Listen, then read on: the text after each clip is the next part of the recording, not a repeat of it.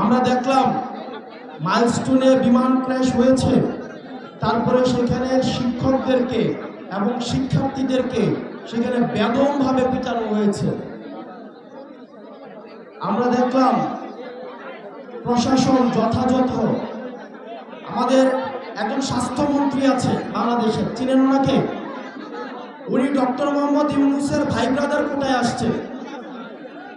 Doctor Mohammad ইউনূসের স্বজনপ্রীতির সবচেয়ে বড় example হচ্ছে এই স্বাস্থ্য উপদেষ্টা। সবসময় বলে আসছি, এই স্বাস্থ্য উপদেষ্টা এটার কোনো প্রয়োজন নাই। আপনারা দেখছেন ওনার কোন ধরনের অ্যাক্টিভিটি? উনি যে বেতনটা নেয় এই বেতনটা হারাম হবে। উনি যে গাড়িটা চলে সরকারের টাকায়, এটা হচ্ছে জনগণের সাথে বেইমানি। এই স্বাস্থ্য উপদেষ্টা এটা কোনো কাজের না।